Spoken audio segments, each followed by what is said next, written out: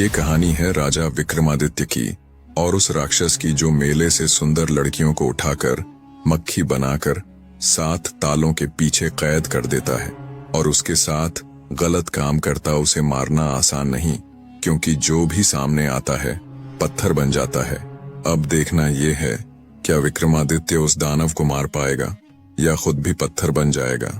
आज की कहानी उज्जैन नगरी से शुरू होती है। राजा विक्रमादित्य की नगरी उज्जैन में एक ब्राह्मण रहता था। वह समुद्री व्यापार करता था, दूर देशों में जहाज भेजता, माल लाता, सौदा करता। उसके 7 बेटे थे। 6 बेटों की शादी उसने धूमधाम से कर दी थी, पर 7वां सबसे छोटा बेटा अमन, उसकी शादी से पहले ही ब्राह्मण इस दुनिया को अलविदा कह गए। पिता के चले जाने के बाद जहाजों को किनारे लगाने, सौदे तय करने, घाटा नफा देखने, ये सारी जिम्मेदारी 7 बेटों पर आ गई। सभी भाई मेहनती थे, पर सबसे छोटा अमन सबसे प्यारा था। उसे न केवल अपने भाइयों का बल्कि अपनी भाभियों का भी अपार स्नेह मिला करता। सुबह व्यापार, शाम को घोड़े पर लौटते। जैसे ही घर पहुंचते, दरवाजे पर खड़ी भाभियां अपने पतियों को दाहिने हाथ से पानी देती और अमन को हमेशा बाएं हाथ से। यह एक परंपरा बन चुकी थी। लेकिन एक शाम कुछ बदला। अमन के दिल में एक सवाल उठा, भाभी हमेशा मुझे बाएं हाथ से ही क्यों पानी देती हैं? उत्सुकता ने सवाल को जन्म दिया और सवाल ने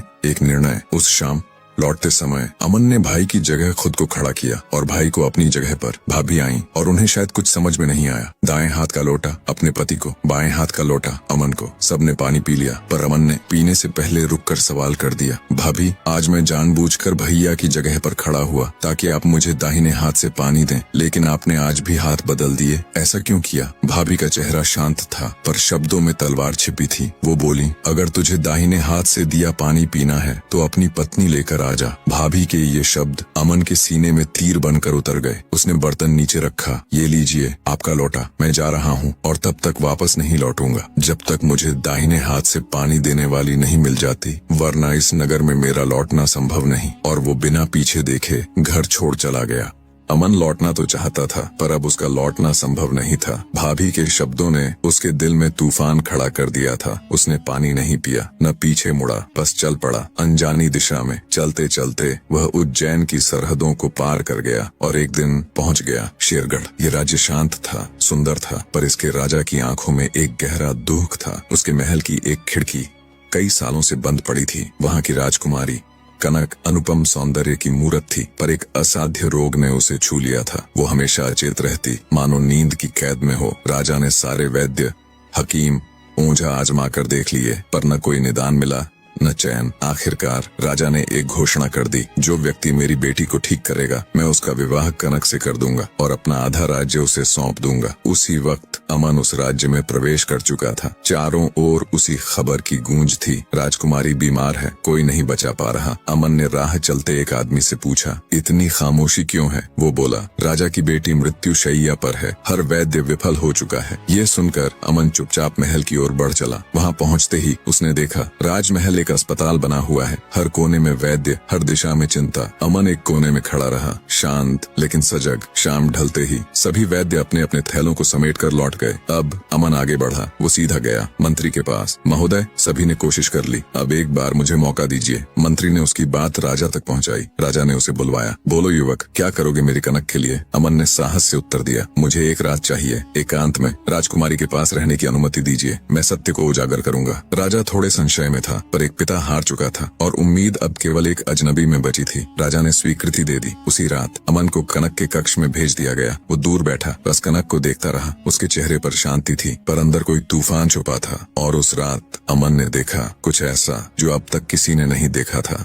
उसी रात महल के हर कोने में सन्नाटा पसरा हुआ था। कनक बेहोशी में लेटी थी। अमन एक कोने में बैठा, निगाहें जमाए, जैसे कोई सच्चाई तलाश रहा हो। रात के ठीक 12 बजे एक सनसनीखेज दृश्य घटा। राजकुमारी के मुंह से एक नागिन निकल पड़ी। धीरे धीरे वो फन उठाकर महल की दीवारों से गुजरती हुई जंगल की ओर बढ़ गई। अमन स्तब्ध था, लेकिन शांत। नागिन के जाते ही उसने कनक की ओर झुककर धीरे से पूछा, क्या तुम सुन सकती हो? राजकुमारी की पलकें धीरे धीरे उठी और वो बोली, मैं ठीक हूँ, मुझे कुछ नहीं हुआ। अमन मुस्कुराया और कहा, अब आराम करो, करो। कनक फिर से सो गई और अमन वापस अपनी जगह पर बैठ गया। सुबह होने तक वो वहीं बैठा रहा। लगभग 4 बजे वही नागिन वापस लौट आई, सर्प की गति से रेंगती हुई राजकुमारी के मुख से अंदर चली गई और जैसे कुछ हुआ ही नहीं। सवेरा हुआ और महल में हलचल लौट आई। राजा, मंत्री और कई वैद्य अमन के पास पहुंचे। राजा ने पूछा, बोलो अमन, क्या तुम किसी नतीजे पर पहुंचे? अमन ने गहरी सांस लेकर कहा, हाँ महाराज, मैं कारण तक पहुंच चुका हूँ, लेकिन इलाज अभी अधूरा है। मुझे एक और रात चाहिए और कुछ विशेष सामग्री भी। राजा को जैसे उम्मीद की किरण दिखाई दी। उसने तुरंत आदेश दिया, मंत्री जी, अमन को जो चाहिए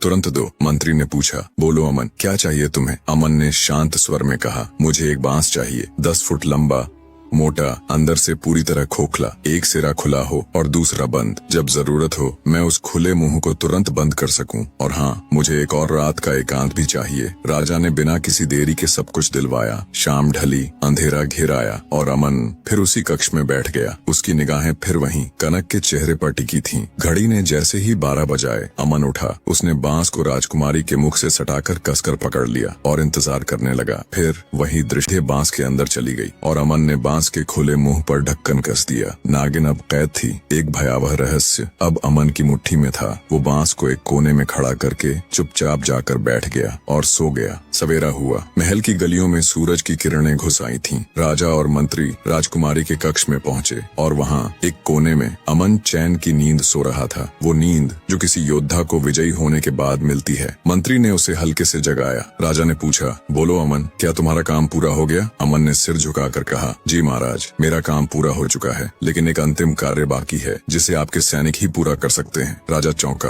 वो क्या? अमन ने कोने की ओर इशारा किया। उस बांस को देखिए, बस उसे जला दीजिए। वही है वो रोग जिसे राजकुमारी ने इतने वर्षों तक झेला है। राजा ने सैनिकों को इशारा किया, जैसा अमन कहे वैसा ही करो। फिर उसने कनक को जगाया। राजकुमारी ने जैसे ही आंखें खोली, वो पहले जैसी सामान्य थी। उसका चेहरा खिला हुआ था। वो उठी और अपने पिता से लिपट गई। राजा की आंखों से अश्रु की धार फूट पड़ी। उसने कनक को सीने से लगाकर कहा, अब मैं वचन निभाऊंगा। राजा ने कनक का विवाह अमन से कर दिया। उसे अपने आधे राज्य का उत्तराधिकारी बना दिया। चारों दिशाओं में शंख बज उठे। राजमहल दीपों से सज गया। कुछ दिन अमन और कनक महल में रहे। फिर अमन ने कहा, अब मुझे अपने घर लौटना है, जहाँ मेरी माँ और वो दरवाजा है जिसने मुझे लौटने की कसम दी थी। राजा ने राज्य का संचालन खुद संभाला और अमन कनक के साथ उज्जैन लौट आया। जैसे ही घर पहुंचा, दरवाजे पर उसकी माँ और भाभियां खड़ी थीं, आंखों में इंतजार की बूंदें और चेहरे पर स्वागत की दियों सी चमक। अमन ने कनक का हाथ थामा और उस दरवाजे पर खड़ा हुआ जहां कभी एक लड़का यह कहकर निकला था, जब कोई दाहिने हाथ से पानी दे तभी लौटूंगा, अब लौट चुका था। खुशियां लौट चुकी थीं, पर किस्मत की कहानी अभी बाकी थी। उज्जैन नगर की सीमा पर हर वर्ष एक मेला लगता था। संगीत, सजावट, खुशियां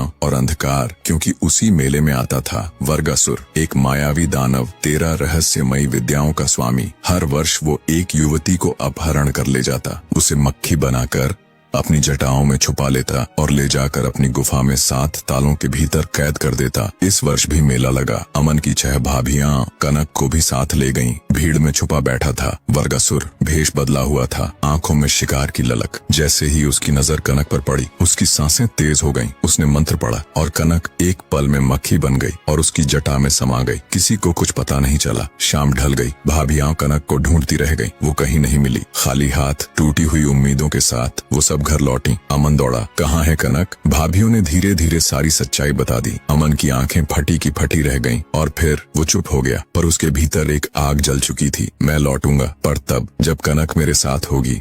अगली सुबह सूरज की पहली किरण भी नहीं फूटी थी और अमन तैयार खड़ा था कनक की तलाश में निकलने के लिए। उसने अपने अस्त्र शस्त्र संभाले, फिर धीरे से घर के आंगन की दीवार के पास गया और एक तीर दीवार के बीचों बीच गाड़ दिया। फिर सबको बुलाकर कहा, जिस दिन ये तीर जमीन पर गिर जाए उस दिन समझ लेना मैं इस दुनिया में नहीं रहा। घर की हवा थम गई। माँ की आंखों में आंसू, भाभियों के होठों पर सन्नाटा, पर अमन अब रुकने वाला नहीं था। वो अपनी दुनिया छोड़ अपने प्रण की राह पर निकल पड़ा। चलते चलते घने जंगलों में उतर गया। वहीं एक छोटी सी कुटिया मिली और उसके सामने बैठी थी एक साध्वी। अमन ने झुककर प्रणाम किया। साध्वी ने उसे देखा, थका चेहरा, धूल से सना बदन, प्यासा, भूखा और टूटा हुआ। साध्वी बोली, बेटा तू बहुत थका हुआ दिखता है, क्या करने आया है इस जंगल में? अमन ने अपने दिल का सारा बोझ उतार दिया। सुनकर साध्वी ने उसकी आंखों में झांका देखा और फिर कहा, पीछे 2 पात्र रखे हैं, एक में नहाने का पानी है, दूसरे में पीने का। जाकर पहले अपनी प्यास बुझा, शरीर को तर कर, फिर बात करेंगे। अमन पीछे गया और देखा पात्र बहुत छोटे थे, पानी थोड़ा थोड़ा, बूंद जितना। उसने सोचा, इतने कम पानी में कैसे नहाऊंगा, प्यास कैसे बुझेगी। लेकिन फिर खुद से कहा, कोशिश करके देखते हैं। एक छोटे लोटे से मुंह हाथ धोया, फिर पात्र की ओर देखा, पानी उतना ही था।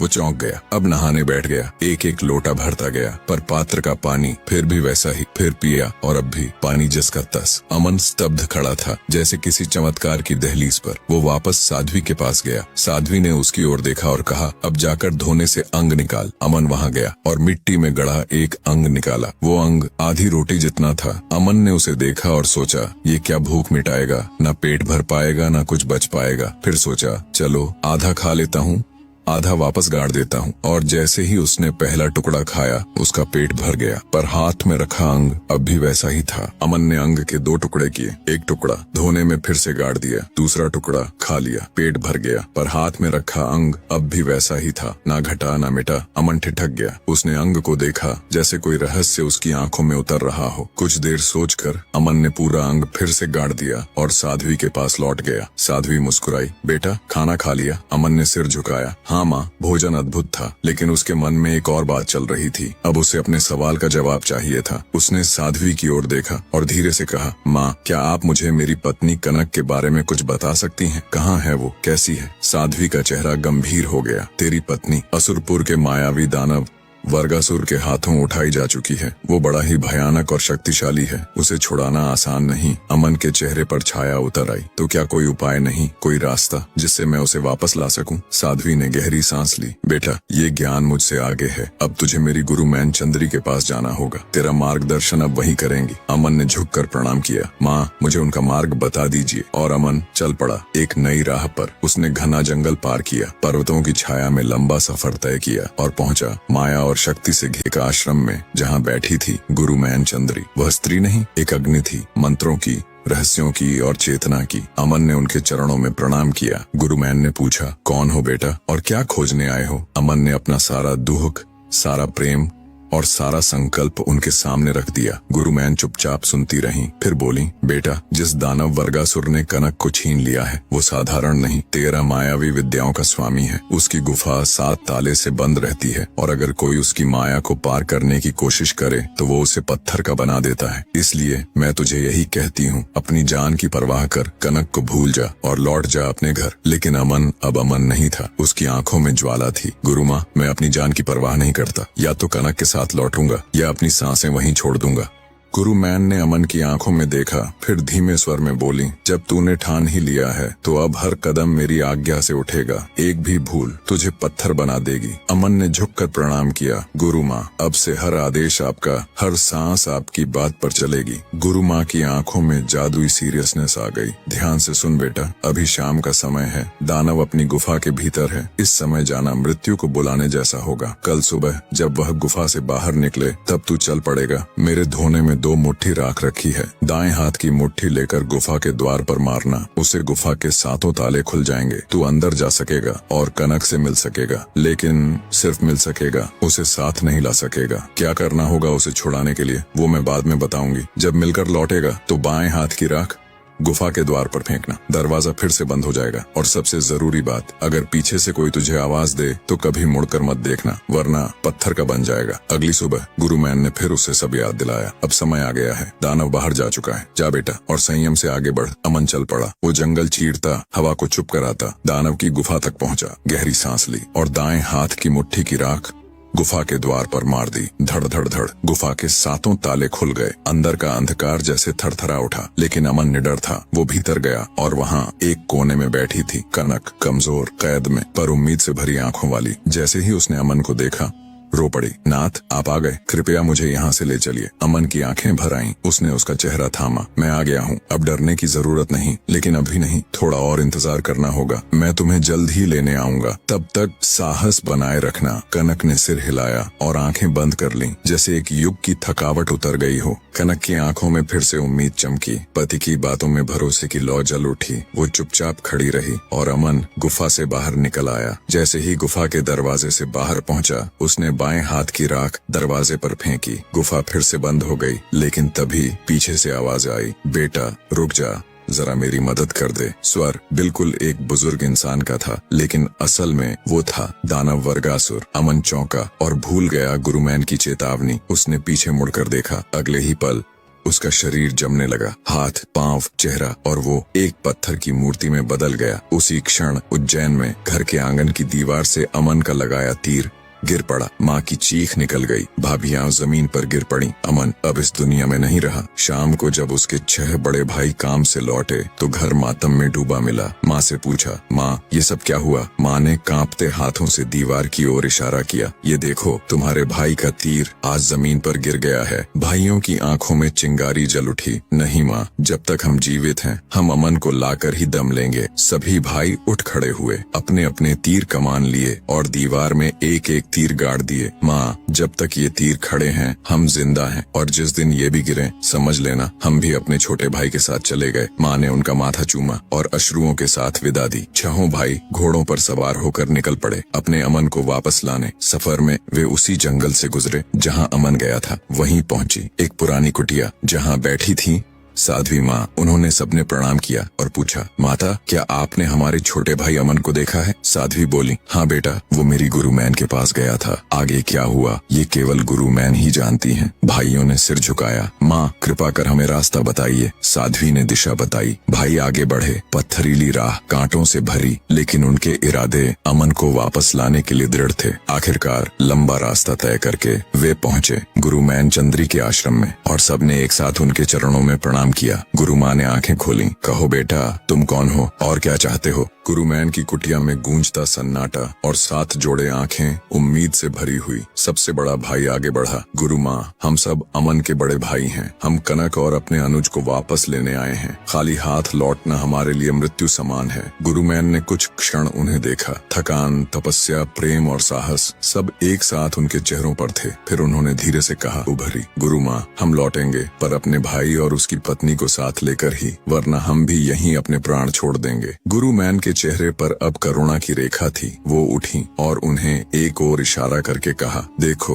वो जो पत्थर का पुतला खड़ा है वही है तुम्हारा अमन। सांसें थम गईं। 6 भाइयों की आंखें भर आईं और उसकी पत्नी अब भी उस राक्षस की गुफा में 7 ताले के भीतर कैद है। अमन ने भी उसे निकालने की कोशिश की थी, पर उसने मेरी एक बात नहीं मानी, और देखो उसका अंजाम क्या हुआ। अगर तुम सब भी गलती कर बैठे तो वही होगा जो अमन के साथ हुआ। भाइयों ने एक स्वर में कहा, गुरु माँ हम वचन देते हैं, अब एक एक शब्द आपकी आज्ञा से ही उठेगा। गुरु माँ ने उनकी आंखों में झांका। प्रेम सच्चा था, संकल्प अटल था। फिर बोली, ठीक है, जो गलती अमन ने की उसे दोहराना मत, वरना पत्थर बनने से कोई नहीं बचा सकेगा। गुरुमैन ने उन्हें सब कुछ समझा दिया। राख की 2 मुट्ठियां दाएं हाथ की दरवाजा खोलने के लिए, बाएं हाथ की दरवाजा फिर से बंद करने के लिए। दानव के लौटने में अभी 3 घंटे हैं। समय रहते वापस लौट आना, और हाँ, पीछे मुड़कर कभी मत देखना। भाइयों ने प्रण किया और आगे बढ़ गए। वे पहुंचे राक्षस की गुफा पर। गहरी सांस ली और दाहिने हाथ की राख गुफा के द्वार पर फेंकी। धड़ धड़ धड़ 7 ताले खुल गए और वे भीतर चले गए। गुफा के अंधकार में एक कोने में से कनक खड़ी थी। जैसे ही उसने उन्हें देखा वो दौड़कर उनके पैरों में गिर पड़ी। भैया मुझे यहाँ से ले चलिए, मेरे नाथ भी मुझे लेने आए थे पर वादा करके लौटे ही नहीं। भाइयों की आंखों में आंसू थे। बेटी हम तुझे यहाँ से जरूर ले जाएंगे, लेकिन थोड़ा धैर्य और रखना होगा। हम तरीका जानने जा रहे हैं और फिर तुझे इस अंधेरे से आजाद करने आएंगे। कनक ने सिर झुका लिया और कहा, ठीक है भैया, मैं इंतजार करूंगी। भाइयों ने कनक को दिलासा दिया, बेटी हम फिर आएंगे और इस बार तुझे साथ लेकर जाएंगे। कनक की आंखों में एक बुझती लौ फिर से जल उठी। उसने धीरे से कहा, भैया मैं इंतजार करूंगी। भाइयों ने गुफा से बाहर आकर बाएं हाथ की राख द्वार पर फेंक दी। गुफा फिर से बंद हो गई, लेकिन किस्मत छुपे हुए तूफान की तरह पीछे खड़ी थी। तभी जंगल की सिहरती हवाओं में एक स्वर गूंजा, हे भाइयों, मैं एक लाचार लंगड़ा आदमी हूँ, तुम्हारे पीछे पीछे आ रहा था, अब चल नहीं पा रहा, थोड़ा सहारा दे दो, ईश्वर भला करेगा। स्वर दर्द में डूबा हुआ था, मगर वह दर्द नकली था। ये था दानव वर्गासुर, जो अब इंसानी आवाज में धोखा दे रहा था। भाइयों ने गुरुमैन की चेतावनी भुला दी। उन्होंने पीछे मुड़कर देखा।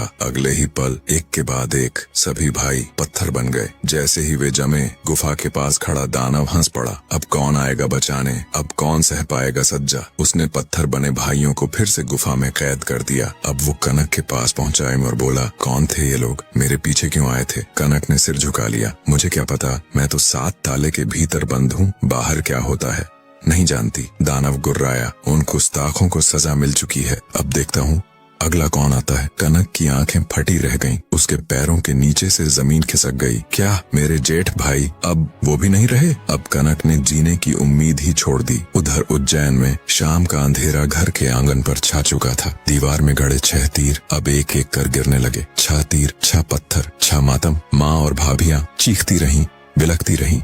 सुबह से शाम, शाम से रात हो गई, लेकिन उनका विलाप थमा नहीं। उसी रात उज्जैन की गलियों में एक सवारी निकली, घोड़े पर सवार, सादे वेश में, पर आंखों में गहराई लिए। राजा वीर विक्रमादित्य हर रात की तरह प्रजा की खैर खबर लेने निकले थे, लेकिन आज किस्मत उन्हें एक टूटे हुए दरवाजे तक ले आई, जहां एक वृद्धा और 6 विधवाएं दीवार से लिपटकर रो रही थीं। राजा विक्रमादित्य उस वृद्धा के सामने खड़े थे, जिनकी आंखों से केवल आंसू बह रहे थे और दिल से एक ही आह निकल रही थी। मेरे बेटे, राजा ने धीरे से पूछा। माँ, इतनी रात गए, तू यहाँ क्यों बैठी है, क्या दुख है तेरे भीतर। माँ कांपती आवाज में बोली, क्या बताऊं महाराज, यही मेरे बेटे थे, 7 के 7, और ये हैं उनकी 6 बहुएं। एक बहू मेले से लापता हो गई, उसी को ढूंढने मेरे 7 बेटे निकले थे, लेकिन अब कोई नहीं लौटा। हम जानते हैं अब वो इस दुनिया में नहीं रहे, तो हम कैसे जिए महाराज, कैसे सांस लें बिना अपने बेटों के। विक्रमादित्य की आंखें गीली हो गईं, लेकिन उनका चेहरा संकल्प से भर उठा। माँ, अब ये दुख तेरा नहीं, अब ये वचन मेरा है। तेरे 7 बेटे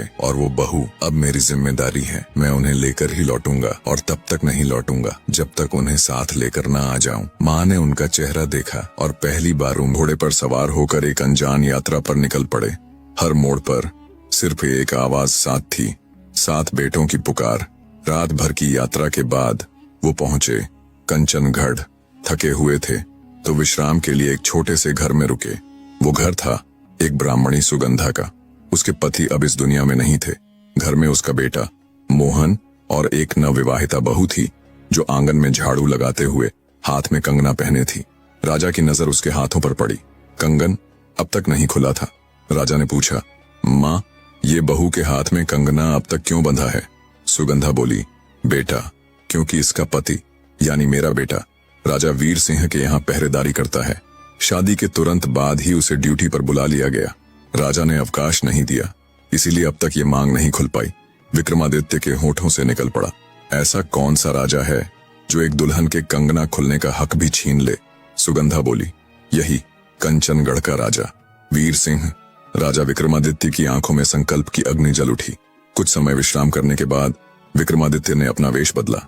अब वो कोई साधारण मनुष्य लग रहे थे और पहुंच गए महल में, सीधे मोहन के पास। मोहन रात के पहरे पर तैनात था, राजा वीर सिंह के शयन कक्ष के बाहर। विक्रमादित्य ने कहा, मोहन, आज की रात तू अपने घर जा, तेरे बदले पहरा मैं दूंगा। जब तक तुझे कोई विशेष संकेत न मिले तू लौटना मत। मोहन थोड़ी देर हिचकिचाया, फिर विश्वास से सिर हिलाकर घर चला गया। अब रात के सन्नाटे में राजा विक्रमादित्य राजा वीर सिंह के पलंग की पहरेदारी करने लगे, एक ऐसे रहस्य के करीब जिसने एक पूरे नगर को अंधकार में डुबो रखा था। कंचनगढ़ की रातें एक अजीब रहस्य छुपाए थीं। हर रात 12 बजे राजा वीर सिंह अपने पलंग से उठते और नगर के बाहर एक सुनसान जंगल की ओर निकल जाते।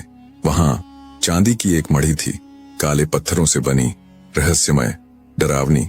उसी रात राजा विक्रमादित्य साधारण वेश में छिपकर राजा वीर सिंह का पीछा कर रहे थे। वो देख रहे थे कैसे वीर सिंह चुपचाप उस चांदी की मढ़ी में दाखिल हुए। वहां एक तेल से भरी कढ़ाई रखी थी और उसके पास बैठा था मौत का इंतजार। वीर सिंह ने अपने कपड़े उतारे और खुद को उस उबलती तेल की कढ़ाई में डाल दिया। राजा विक्रमादित्य स्तब्ध रह गए, लेकिन उन्होंने अपनी सांसें थाम लीं। कुछ ही क्षण बाद कढ़ाई से एक चांदी प्रकट हुई, एक चमकदार दिव्य स्त्री जो नरक और स्वर्ण का संतुलन थी। उसने एक आसान बिछाया और उसी से राजा वीर सिंह का जला हुआ कंकाल निकाला, उसे एक केले के पत्ते पर रख दिया। फिर उस कढ़ाई का तेल स्वयं पी गई। फिर उसने एक पुराने औरतों के बक्से से बुंदेली भाषा के कुछ मंत्र निकाले, उन्हें कंकाल पर छिड़का और राजा वीर सिंह फिर से जीवित हो उठे। राजा ने उस चांदी के चरणों में झुककर प्रणाम किया। उसने उन्हें अपने आसान की ओर इशारा किया। अब झाड़ना शुरू करो। राजा वीर सिंह ने उस आसान को झाड़ना शुरू किया और उसमें से हर बार निकलता 1.25 मन सोना। हर रात यही सिलसिला, हर रात एक मृत्यु, हर रात एक पुनर्जन्म, हर रात 1.25 मन सोना। वो सोना सुबह होते ही वो अपनी प्रजा में बांट देते थे। राजा विक्रमादित्य ने यह सब देखा और उनका हृदय कांप उठा। नहीं, एक राजा रोज रोज मरता है केवल अपनी प्रजा को सुख देने के लिए। यह बलिदान अब और नहीं। उन्होंने उसी क्षण संकल्प ले लिया, मैं इस राजा को इस पीड़ा से मुक्त करूंगा, चाहे जैसे भी हो। राजा वीर सिंह 1.25 मन सोना लेकर महल लौटे। पीछे पीछे चुपचाप चल रहे थे राजा विक्रमादित्य, लेकिन वे महल में पहले ही पहुंच गए और फिर से पहरेदारी के स्थान पर तैनात हो गए। सुबह राजा वीर सिंह ने वही सोना लेकर अपने याचकों में बांट दिया। राजा विक्रमादित्य ने यह सब देखा और उनकी आंखें भीग गईं। त्याग का ऐसा रूप मैंने कभी नहीं देखा। अब उन्होंने एक योजना बनाई। अब की बार इस बलिदान को स्वर्ण में बदलने की बारी थी, लेकिन बिना रक्त, बिना ज्वाला, बिना मौत के। राजा वीर सिंह की आंखें गहरी नींद में थीं, क्योंकि उनके सिरहाने राजा विक्रमादित्य ने अपने 2 अचूक मंत्रों का प्रयोग कर दिया था, जिससे उनकी नींद टूटी ही नहीं। रात के 12 बजे विक्रमादित्य ने अपनी पोटली उठाई जिसमें एक विशेष मसाला था और निकल पड़े चांदी की मढ़ी की ओर। चुपचाप, बिना किसी शोर के वो उसी राह पर पहुंचे जहां वीर सिंह हर रात मरने जाता था। वो कढ़ाई अब भी वहीं थी, उबलते तेल से भरी हुई। राजा विक्रमादित्य ने पहले उस विशेष मसाले को कढ़ाई में डाला, जिससे उसमें खुशबू उठने लगी। फिर उन्होंने एक लंबी सांस ली और स्वयं उस कढ़ाई में कूद गए। कुछ देर बाद चांदी प्रकट हुई। उसे आज की सुगंध कुछ अलग लगी। उसने वही प्रक्रिया दोहराई। कढ़ाई से विक्रमादित्य का कंकाल निकाला, केले के पत्ते पर रखा, फिर अपने अमृत घड़े से कुछ बूंदें लीं और कंकाल पर छिड़क दी। राजा विक्रमादित्य फिर से जीवित हो उठे। चांदी अब भी मुस्कुरा रही थी। उसने अपने बर्तन से कढ़ाई का झोल पिया और बोल उठी, वाह, आज तो स्वाद निराला था। धीर सिंह, तुमने आज खुश कर दिया। मांग लो, जो चाहो सब मिलेगा। पर सामने खड़े थे विक्रमादित्य। वो बोले, देवी, मैं धीर सिंह नहीं हूं, मैं हूं विक्रमादित्य। अगर तुम सचमुच प्रसन्न हो तो पहले वचन दो, जो भी मांगूंगा मिलेगा। चांदी थोड़ी ठिठकी, फिर बोली, वचन देती हूं, मांग ले। राजा विक्रमादित्य बोले, पहला वरदान, मुझे ये सोना झरने वाला आसान दे दो। दूसरा, मुझे तुम्हारा अमृत का कलश चाहिए। तीसरा, इस रहस्य को तुम अब हमेशा के लिए त्याग दो। चांदी चौंकी, ये कैसा वरदान है? विक्रमादित्य बोले, तुमने वचन दिया है देवी, अब तुम्हें निभाना होगा। चांदी ने आंखें बंद की और फिर धीरे से कहा, ठीक है विक्रमादित्य, मैं अपने वचन की लाज रखूंगी। ये सब तेरा हुआ। वो आसान, वो अमृत कलश विक्रमादित्य को सौंपकर चांदी अंतर्धान हो गई। अब विक्रमादित्य वो दोनों वरदान लेकर महल की ओर लौटे। अभी भी घुप अंधेरा था। राजा वीर सिंह गहरी नींद में था। विक्रमादित्य वापस जाकर उसी जगह बैठ गए जहां से वो चले थे। सुबह सूरज निकला। वीर सिंह की आंखें खुली और उन्होंने देखा सवेरा हो गया और याचकों की भीड़ खड़ी है, पर उनके पास आज कुछ नहीं था। उन्हें क्रोध आया, आज मैं सोता कैसे रह गया? इन याचकों को क्या दूंगा? मैं अब क्या मुंह दिखाऊं? तभी राजा विक्रमादित्य ने उनके सामने वो चांदी का आसान रखा जो अब भी झर रहा था। 1.25 मन सोना हर बार और अमृत कलश जो जीवन की सबसे बड़ी ताकत था। राजा वीर सिंह की आंखें सूरज की रोशनी से चौंधिया गई थीं। भीड़ लगी थी, याचक खड़े थे, पर उनके पास आज कुछ नहीं था। उनकी आत्मा कांप उठी। मैंने उन्हें कुछ नहीं दिया, मैंने वचन तोड़ा, अब मुझे जीने का कोई अधिकार नहीं। वो सीधे अपने विश्राम कक्ष में चले गए। दरवाजा बंद किया, दीवार से टंगी तलवार उतारी और उसे अपनी छाती की ओर बढ़ा ही रहे थे। तभी दरवाजा खुला और भीतर आए राजा विक्रमादित्य। वो दौड़कर आए और वीर सिंह का हाथ पकड़ लिया। राजन, ये क्या कर रहे हैं आप? आप जैसे राजा की इस दुनिया को जरूरत है। आपका जीवन आपके याचकों की उम्मीद है। आप हार नहीं सकते। वीर सिंह के हाथ से तलवार छीनकर विक्रमादित्य ने एक गहरी मुस्कान के साथ अपनी पीठ के पीछे से एक आसान निकाला। वही चांदी का चमत्कारी आसान। ये लीजिए राजन, आपकी पीड़ा का अंत, आपका समाधान। वीर सिंह ने आसान को देखा। उसमें से सचमुच 1.25 मन सोना झर रहा था। वे स्तब्ध रह गए, आंखों में आंसू, होंठों पर कंपन। वो बोले, कृपया अपना परिचय दीजिए। आप सैनिक नहीं हो सकते। आप कौन हैं? राजा विक्रमादित्य ने मुस्कुराकर कहा, मैं हूं विक्रमादित्य, उज्जैन का राजा। और ये सब मैंने किया सिर्फ एक वचन निभाने के लिए, क्योंकि मैंने किसी माँ से कहा था मैं उसके 7 बेटों को वापस लाऊंगा। राजा वीर सिंह के शरीर से जैसे शक्ति निकल गई। वो झुक गए, राजा विक्रमादित्य के चरणों में गिर पड़े। महाराज, मैंने आपको नहीं पहचाना, मुझे क्षमा करें। जिनके चरणों की धूल माथे पर होनी चाहिए उन्हें ही पहरे पर बैठा दिया। राजा विक्रमादित्य ने उन्हें उठाया। राजन, अब यह आसान आपका है। आपको अब रोज मरना नहीं पड़ेगा। आप हर दिन जी सकेंगे, अपनी रियासत को खुशहाल बना सकेंगे। और हाँ, ब्राह्मणी का बेटा मोहन अब से दास नहीं रहेगा, उसे मुक्त करो। राजा वीर सिंह ने सिर झुकाया। जैसा आदेश राजन। राजा विक्रमादित्य अब अमृत कलश लेकर फिर से घोड़े पर सवार हुए और चल पड़े उसी जंगल की ओर जहां एक साध्वी उनकी अगली राह दिखाने को बैठी थी। सूरज धीरे धीरे पश्चिम में ढल रहा था और राजा विक्रमादित्य अब उस घने जंगल की ओर लौट रहे थे जहां कभी अमन आया था, जहां से 7 भाइयों की नियति पत्थर बन चुकी थी। वो पहुंचे वही कुटिया जहां एक वृद्ध साध्वी बैठी थी, ध्यान मग्न। विक्रमादित्य ने झुककर प्रणाम किया। साध्वी ने आंखें खोली। उनकी दृष्टि में गहराई थी, जैसे उन्होंने वर्षों पहले भी यह चेहरा कहीं देखा हो। बोलो बेटा, तुम कौन हो और यहाँ क्यों आए हो? राजा बोले, माँ, मैं हूँ विक्रमादित्य, उज्जैन का राजा। पर आज मैं किसी सिंहासन की रक्षा के लिए नहीं, बल्कि परमार्थ की खोज में निकला हूँ। मैं एक दुखियारी माँ से वचन लेकर आया हूँ, उसके 7 बेटे और बहू को वापस लाने। क्या आप मुझे उनके बारे में कुछ बता सकती हैं? साध्वी गहरी सांस भरती है। बेटा, वे सभी यहाँ आए थे, पर फिर मेरे गुरु माँ के पास गए। अब आगे की राह तुम्हें वहीं बताएंगी। राजा ने सिर झुकाया। तो मैं अब गुरु माँ से मिलने चला। साध्वी की आज्ञा लेकर राजा ने फिर से एक लंबा सफर तय किया। घने वृक्षों से ढकी राह, पत्थरों से भरा मार्ग, और अंत में वो पहुंचे एक अद्भुत आश्रम के द्वार पर। गुरु माँ एक तेजस्वी, गंभीर और रहस्यमयी साध्वी। राजा ने उनके चरणों में दंडवत प्रणाम किया। गुरु माँ ने पूछा, कौन हो और क्या चाहते हो? राजा बोले, माँ, मैं विक्रमादित्य हूँ। 7 पत्थर बन चुके भाइयों को और एक कैद बहू को वापस लाने आया हूँ। मैं वचन निभाने आया हूँ, चाहे अपनी जान देनी क्यों न पड़े। गुरु माँ चुप हुई और उनके चेहरे पर एक कड़ी छाया उतर आई। बेटा, वो 7 भाई अब पत्थर बन चुके हैं। तू क्यों अपने प्राण दे रहा है? जो वे नहीं कर पाए, तू क्या कर पाएगा? वापस लौट जा और अपनी जान की फिक्र कर। लेकिन विक्रमादित्य की आंखें अडिग थीं। माँ, वो मेरी प्रजा नहीं है, वो मेरे वचन हैं। मैं उन्हें लिए बिना नहीं लौट सकता, और अगर उन्हें ना ला सका तो वहीं उनके साथ पत्थर बनकर रह जाऊंगा। गुरु माँ की आंखें नरम पड़ी। ठीक है बेटा, अगर तू अडिग है तो ध्यान से सुन। जो गलतियां उन 7 ने की थीं, उन्हें मत दोहराना, वरना जो उनके साथ हुआ वही तेरे साथ भी होगा। जैसा मैं कहूं वैसा ही करना। एक भी चूक, सीधा मृत्यु। राजा ने सिर झुकाया। जैसा आप आदेश देंगी माँ, मैं वही करूंगा। फिर सुन, ये समय जाने का नहीं है। आज रात मेरे आश्रम में रुको। कल सुबह जब दानव गुफा से बाहर जाएगा तब तुम्हें जाना होगा, और मैं तुम्हें बताऊंगी कैसे जाना है और कैसे लौटना है। राजा विक्रमादित्य बोले, मैं तैयार हूं माँ। कल की पहली किरण के साथ मैं शुरू करूंगा अपने जीवन की सबसे बड़ी लड़ाई।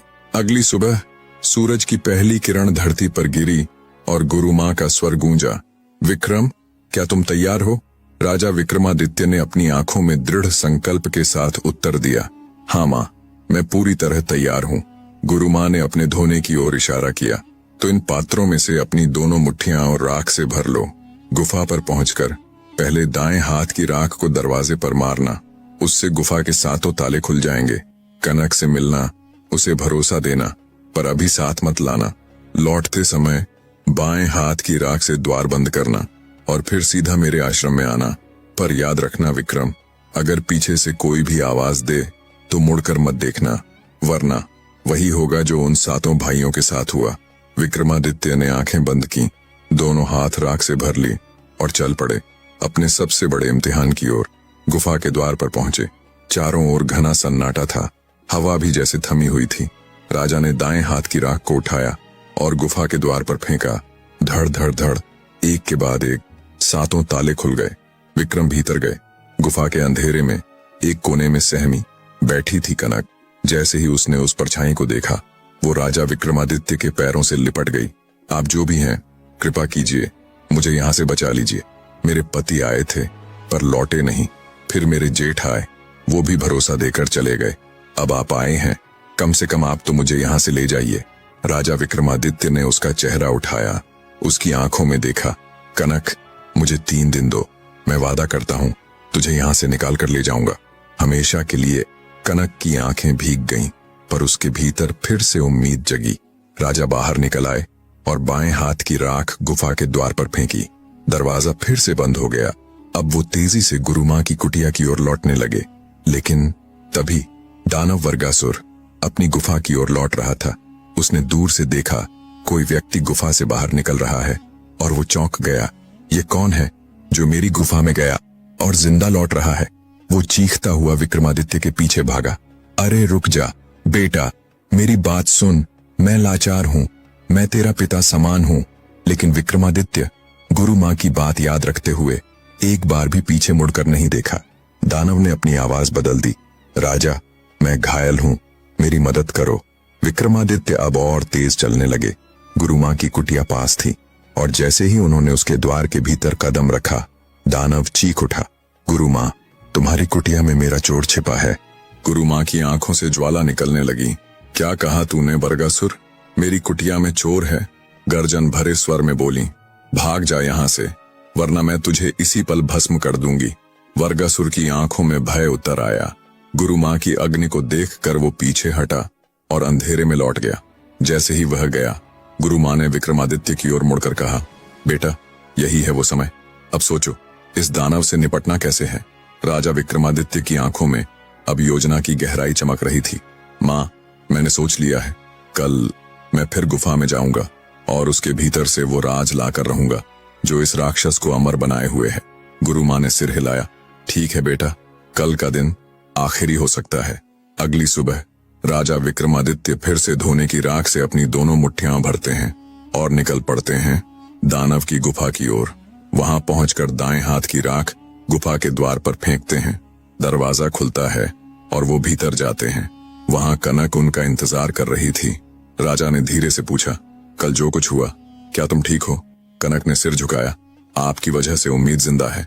क्या आप फिर लौटेंगे? राजा बोले, हाँ कनक, मैं कल फिर आऊंगा और इस बार तुम्हें इस नरक से निकाल कर ही ले जाऊंगा। इतना कहकर उन्होंने वापसी की। बाएं हाथ की राख से गुफा का द्वार बंद किया और गुरु मां की कुटिया की ओर तेजी से चल पड़े। उधर बरगासुर को अब शक गहराने लगा था। वो गुफा की ओर लौट आया और दूर से देखा कोई पुरुष वहां से निकलकर गुरु मां की ओर भाग रहा था। उसके नथुने फड़क उठे। इस बार नहीं बचोगे। वो विक्रमादित्य के पीछे दौड़ा, लेकिन तब तक राजा गुरु मां की कुटिया में घुस चुके थे। वर्गासुर वहां आ धमका, गुरु मां, तुम्हारी कुटिया में मेरा चोर है, आज फिर मेरी गुफा में घुसा है, उसे मेरे हवाले करो। गुरु मां फिर से गरजी, मेरी कुटिया में कोई चोर नहीं, और अगर तूने एक भी कदम अंदर बढ़ाया तो मैं तुझे भस्म कर दूंगी। वर्गासुर डर कर वापस लौट गया, लेकिन उसकी आंखों में अब बदला जल रहा था। गुरु मां ने विक्रम से पूछा, तो बेटा, क्या तुम्हें आज सफलता मिली? राजा बोले, बस मां, मुझे सिर्फ एक दिन और दीजिए, कल अंतिम दिन होगा और मैं उसका अंत लेकर लौटूंगा।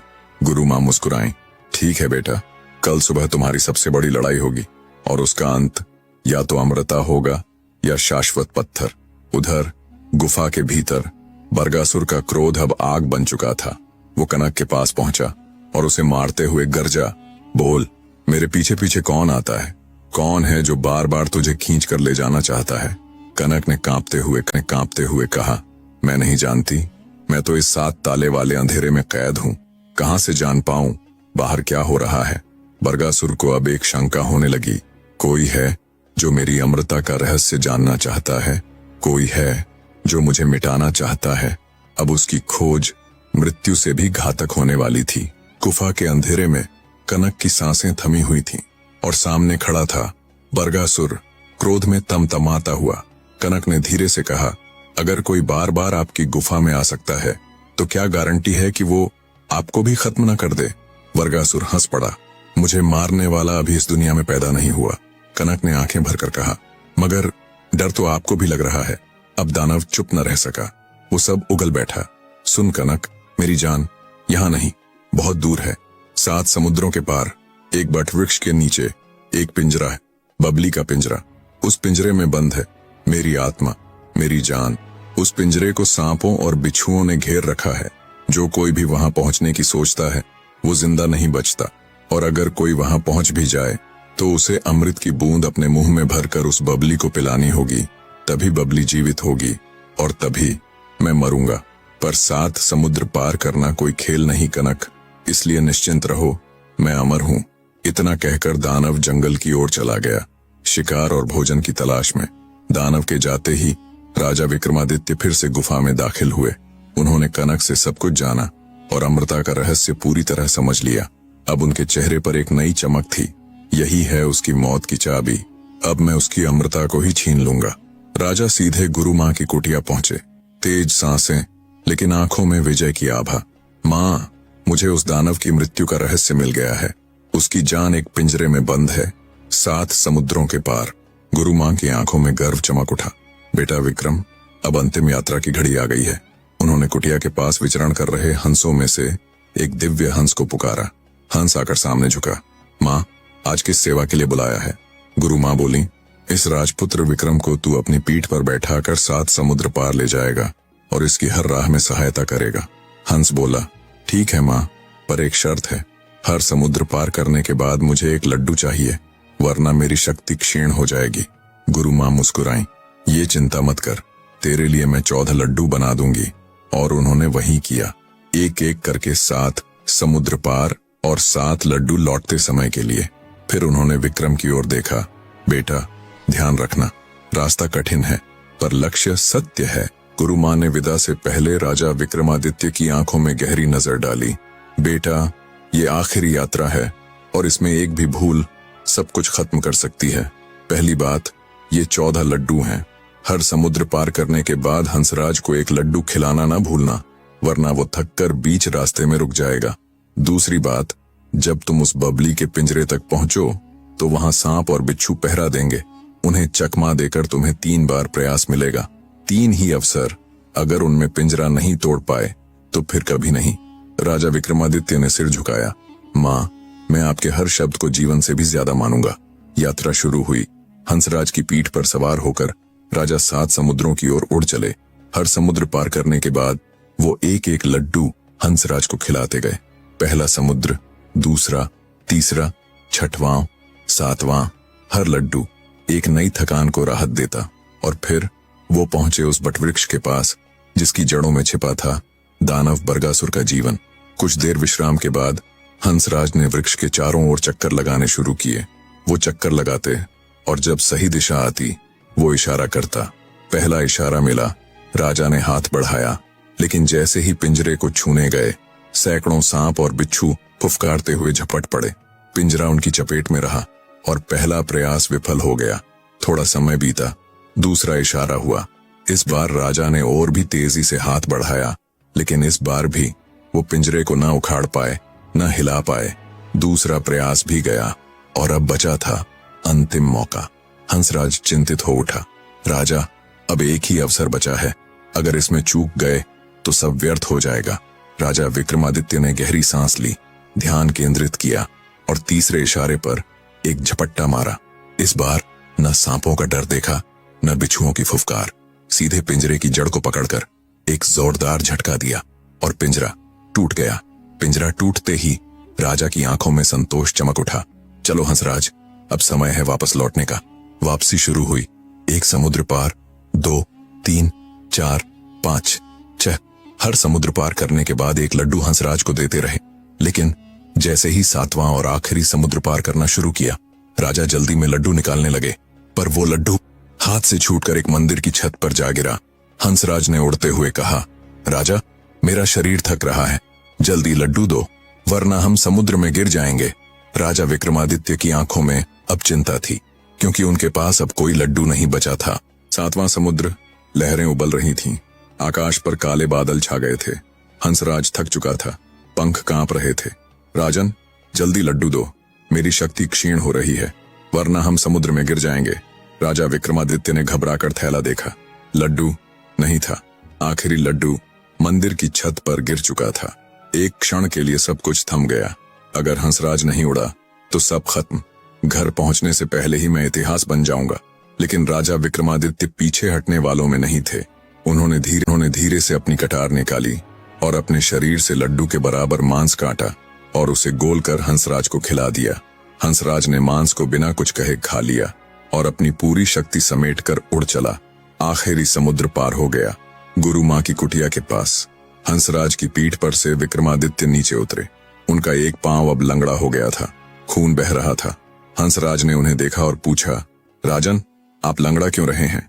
राजा ने मुस्कुराकर कहा, वो आखिरी लड्डू मेरे भीतर ही था। अगर न देता तो हम दोनों यहीं डूब जाते। हंसराज की आंखें नम हो गईं। राजन, आपने अपनी जान का टुकड़ा मुझे दिया। आज से मैं आपका ऋणी हूं। अब जो भी कार्य बाकी है उसमें मैं आपके साथ रहूंगा। गुरु माँ ने उन्हें देखते ही कहा, बेटा विक्रम, यही है बबली जिसमें उस दानव की आत्मा बंधी हुई है। इसी की मृत्यु उसकी मृत्यु होगी। राजा ने बबली को देखा और उसका पहला पंख तोड़ दिया। उसी क्षण दूर जंगल में शिकार पर निकला वर्गासुर चीख उठा। उसकी एक बांह टूट चुकी थी। वो जमीन पर गिरा और भागता हुआ कुटिया की ओर दौड़ पड़ा। राजा विक्रमादित्य ने बबली का दूसरा पंख भी तोड़ दिया। अब दानव की दोनों बाजू टूट चुकी थीं। लहूलुहान हांफता हुआ वो अब कुटिया की ओर लुढ़कते हुए बढ़ रहा था। गुरु माँ ने कहा, देखो विक्रम, वो आ रहा है। अभी भी तुम्हारे लिए खतरा है। इसे खत्म करो। दानव लुढ़कता हुआ बढ़ ही रहा था। गुरु माँ का स्वर गूंजा, विक्रम, जब तक यह जीवित है तब तक तू सुरक्षित नहीं। इसे वहीं खत्म कर दे। राजा विक्रमादित्य ने बबली की गर्दन को मरोड़ा और जोर से फेंक दिया। अगले ही पल दानव वर्गासुर जमीन पर गिर पड़ा और उसकी चीख आसमान में गूंज गई। उसका विशाल शरीर धुएं में बदलता गया और भस्म होकर स्वर्गलोक की ओर उठने लगा। लेकिन कहानी यहीं खत्म नहीं हुई। स्वर्गलोक से एक भंवरा प्रकट हुआ जिसके मुंह में अमृत की बूंदें थीं। वो सीधा बबली की ओर बढ़ रहा था, उसे जीवन देने के लिए। तभी हंसराज आगे बढ़ा और उस भंवरे को चबा गया। अब दानव की आत्मा भी समाप्त हो चुकी थी। उसकी गुफा के सातों दरवाजे अपने आप धड़धड़ाकर बंद हो गए। गुरु माता ने सिर हिलाया, अब जा बेटा विक्रम, जिसके लिए तू लड़ा उसे मुक्त कर। राजा विक्रमादित्य फिर से गुफा में गए। कनक 7 सालों से टूटी खामोशी में बैठी थी। राजा बोले, बेटी, तेरा वनवास अब समाप्त हुआ। उन्होंने कनक को बाहर लाया और इशारा किया 7 पुतलों की ओर। देखो, ये तेरे पति और जेठ हैं। इन्हें दानव ने पत्थर बना दिया था, इसीलिए कोई लौट कर नहीं आया। कनक फूट फूट कर रोने लगी। राजा बोले, नहीं बेटी, ये रोने का समय नहीं है, थोड़ा समय दो। विक्रमादित्य ने चांदी से पाए गए अमृत कलश से बूंदें निकालकर एक एक पुतले पर डाली और 7 भाई धीरे धीरे जीवित हो उठे। आंखें खुली, सांसें लौटीं और सब राजा विक्रमादित्य के चरणों में गिर पड़े। प्रभु, आपने हमें नया जीवन दिया। हम आपके ऋणी हैं। अब हम केवल आपके चरणों में रहेंगे। राजा उन सभी को लेकर गुरु माँ के पास पहुंचे। गुरु माँ, हमारा काम पूरा हुआ, अब आज्ञा दें। गुरु माँ मुस्कुराईं, जाओ बेटा, तुम्हारा धर्म सफल हुआ, अब लौट जाओ। और फिर राजा विक्रमादित्य, कनक, 7 भाई सब मिलकर उज्जैन लौटे, जहां एक वृद्धा माँ अपने बेटों के बिना सूखी लकड़ी सी हो चुकी थी। अपने आंगन में बैठी अब भी आंस लगाए देख रही थी। राजा पास आए और बोले, माँ, देख, तेरा परिवार वापस आ गया है। माँ ने आंसू भरी आंखों से उनकी ओर देखा। कौन है रे तू, जो मुझ दुखियारी को हंसी में उड़ा रहा है? क्या मैं ही मिली थी मखौल के लिए? राजा झुका, नहीं माँ, ये मखौल नहीं, ये तेरा सत्य है। मैं नहीं जानती तू कौन है, पर इतना जानती हूँ, जिस दिन मेरे बेटे और बहू मेरे सामने आएंगे, उसी दिन मेरी बुझी हुई आंखों में फिर से रोशनी लौट आएगी। राजा विक्रमादित्य बोले, तो फिर प्रभु का नाम लीजिए और अपनी आंखें खोलिए, आपका विश्वास ही आपकी रोशनी लौटाएगा। माँ ने आंखें बंद की, प्रभु का नाम लिया और जैसे ही आंखें खोली, एक चमत्कार घटा। उनकी आंखों में चमक लौट आई और सामने खड़े थे 7 बेटे और कनक। माँ चीख पड़ी, हे भगवान, ये सच है। वो लड़खड़ाते कदमों से अपने बेटों की ओर दौड़ी और सबको गले लगा लिया। फिर वो राजा विक्रमादित्य के चरणों में गिर पड़ी। मैं वही बुद्धिहीन ब्राह्मणी जिसे आपने फिर से जीवन दिया। राजा ने उन्हें उठाया और भावुक होकर बोले, माँ, तुम्हारी जगह मेरे चरणों में नहीं, मेरी जगह तुम्हारे चरणों में है। माँ के चरणों में ही भगवान का वास होता है। ईश्वर का लाख लाख शुक्र है जिसने मेरे वचन और तुम्हारे विश्वास की लाज रख ली। उस दिन उज्जैन की हवाओं में फिर से संगीत था, हंसी थी और एक माँ की ममता की जीत। ब्राह्मणी ने अपने बच्चों को अपने कलेजे से लगाया और परिवार फिर एक हो